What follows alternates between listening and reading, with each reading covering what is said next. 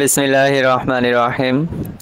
পোড়াপাড়া অনূর্ধ্ব 15 football tournament 2025 আজকে দ্বিতীয় ম্যাচ কয়া বনাম তৈলটুপির মধ্যকার খেলা অনুষ্ঠিত হতে যাচ্ছে। তো এখানে কয়া থেকে এক আঙ্কেল এসেছে, তিনি অনেক ফুটবল প্রেমিক, আপনারা দেখতে পাচ্ছেন। তো দুইটা দলের মধ্যে আমরা সমন্বয় করছি যে তোমরা কোনো রকমভাবে কোনো বিশৃঙ্খলা এখানে তৈরি করবে না, এমন কোনো কাজ করবে না যা তোমাদের মান সম্মানের আঘাত লাগে। তো যাই হোক, আমাদের দ্বিতীয় ম্যাচটি আমরা শুরু করতে যাচ্ছি।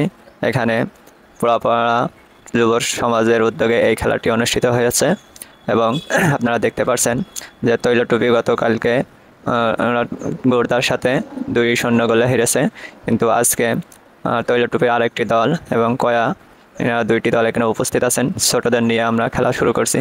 তো আমাদের গ্রামবাসীর অনেক সাপোর্ট রয়েছে, যার কারণে এত সুন্দরভাবে খেলাটি পরিদর্শন করছি এবং পরিচালনা করতে পারছি। তো যাই হোক, এখানে আমরা তাদের কিছু নিয়ম এবং দিক দিক নির্দেশনা দিয়ে থাকছি। এখানে আঙ্কেলও তাদের বলতেছে যে তোমরা ছোট, এমন কোনো কাজ করবে না যে অঘটন ঘটে। তো যাই হোক, পরিশেষে আমরা খেলাটি শুরু করতে যাচ্ছি। তো খেলার শুরু করার আগে প্রথমে টস করতে হবে। তো আমি টস করার জন্য আঙ্কেল রে বলেছিলাম, তো উনি কথাবার্তা বলতেছে।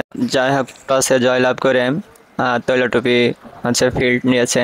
তো যাই হোক, খেলা শুরু হয়ে গেছে। আপনারা দেখতে পাচ্ছেন যে প্রথম হাফ টাইমের সময় ভিডিও করতে পারি নাই, তো সেকেন্ড টাইমে আমরা ভিডিও করছি এবং হাফ টাইমের আগে তৈলটুপি অনূর্ধ্ব 15 একাদশ তারা কয়াকে 2টি গোল করছে, দেখতে পাচ্ছেন।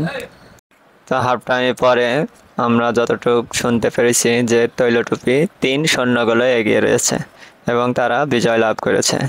তো সেকেন্ড হাফ টাইমের সময় তারা আরও একটি গোল খেয়েছে কয়ারা।